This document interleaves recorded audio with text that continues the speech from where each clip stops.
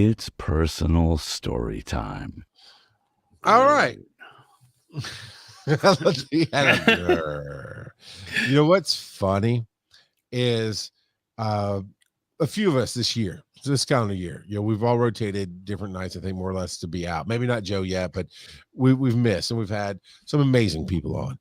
And we have this great schedule now, so we can see it coming up. So I knew Joe might be out next week, so on and so forth.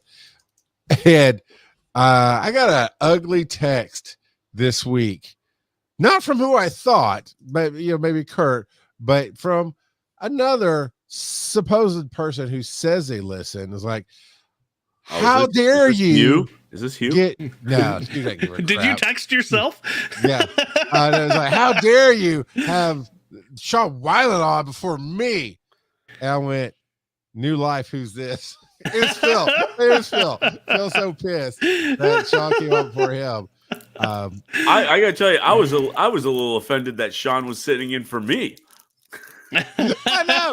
That was just a side benefit. I really did it to piss Phil off. Actually, no, to be honest, I did it because I was on Discord. You know me, I'm a squirrel. I'm on Discord. We just finished the show, and I saw that you were coming up.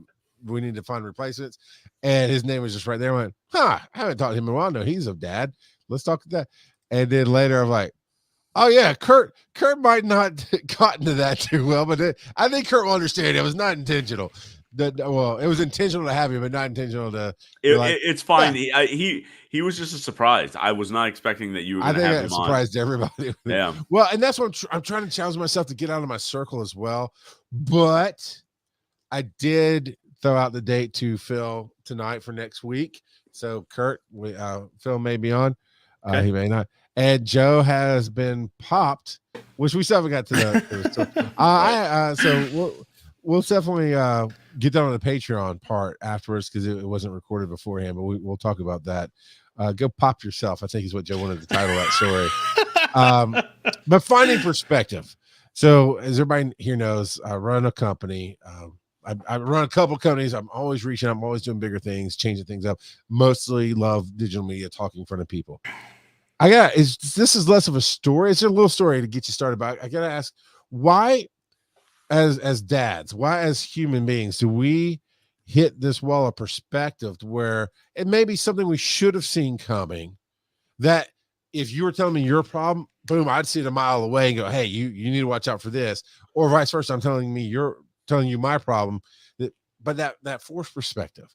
And in this case, we've really gotten sharp on income and outflow. I've been working with my household finances for 20 something years with my wife, and I've been in other business. So the basics of you got to bring in more money to spend this and that and the other. And yet we hit a moment that, are you guys both paid bi-weekly, which would be every 2 weeks? I'm paid weekly. Okay, this won't hit you at all. You get 52 paychecks a year in the story. Right. Joe, how many paychecks a year do you get? 26. So, random kid, yes, you need to remember who I am. Don't you know who I am, random kid? So he was picking at me for reminding people of that. So yeah, 26, which whatever math you do doesn't matter. You'll end up with 1 to 3 months, depending on the cycle and how it falls, of 3 paychecks in 1 month. But we usually bill and process everything as a 2 paycheck month. Well, the vice versa is true for a company. We know an extra check is coming up, and up until this point, we've done well enough. Everything has been working. Whatever's happened, I've not always been privy to all the information, like not seeing the direct bank accounts. If something maybe got a little sideways, my partner would handle it. He's owner, partner, whatever you want to call it. He's the money man. I'm the operations guy. We work hand in hand. He would just move some stuff around, cover whatever, because we're always moving in a positive direction. But as of yesterday, we were in a fairly bad spot. And if we had been like a solo company, as an out and there, we might could have gone, we would have had to, and hopefully could have gone to banks and say, hey, we just emptied our accounts paying payroll. We're going to need a loan to get through the next couple of months, which is business. That happens. I'm not proud of it. It's not everywhere I want to be, but I do understand it's not the end of the world. Companies do that constantly because companies, just like the stock market, just like everything, you got your ups and your downs, and it affects companies a little bit more than it affects people. I'm running a company is a new friend of the show. Oh, good one. So, um, uh, but yeah, we hit a 3 paycheck month, and we had been making a lot of good progress, changing things, but we weren't changing things fast enough. And to summarize how I can do the business is I could tell you to be profitable in 12 hours, we need to run 8 to 10 trips on any given ambulance to have it be profitable that day. We really can do 6 to 8, but you do 8 to 10, you're good. That's how simple we can make it. And we knew that was our target, but we're looking at bigger numbers. We're looking at formulas. We're looking at other things that, okay, we're doing okay. Yeah, there's a little bit of a loss here, but also some of these numbers are theoretical. Like literally we have, it depends on the base, but we have $4,000 budgeted for miscellaneous, like things we just didn't see coming. Well, that's kind of pretend money, right? We have, I don't know how many thousands of dollars built in each month for growth and reinvestment. Well, that is needed, but that's also kind of pretend, right? If you're having a bad time, you're not worried about growth and reinvestment. You're worried about survival. These are some theoretical numbers, but some real. So it muddied my waters. Because my wife asked me today, it's like, why did this third paycheck just blindside you? I even said it was coming. I was like, yeah, but I've never had to process it. Neither has my team. So we were working with these theoretical numbers, and then when the real numbers hit, it was like, oh crap. And then that's yesterday was a bad day. That's where the numbers hit. And I was in Clearwater, Florida, one of the most beautiful places to be. I hate the beach. Like I do not like the beach. I like going to this conference because my people like the beach, and I can sit on a balcony and talk to them when they're in the sand, and I'm not. But it's fun time. And I ended up leaving last night at like 6. I was supposed to leave this morning. I left last night, drove home to 8 hours because I knew I wasn't going to sleep. And I didn't sleep much. But then when I did sleep a little bit, got up, and me and the team just hit the ground running.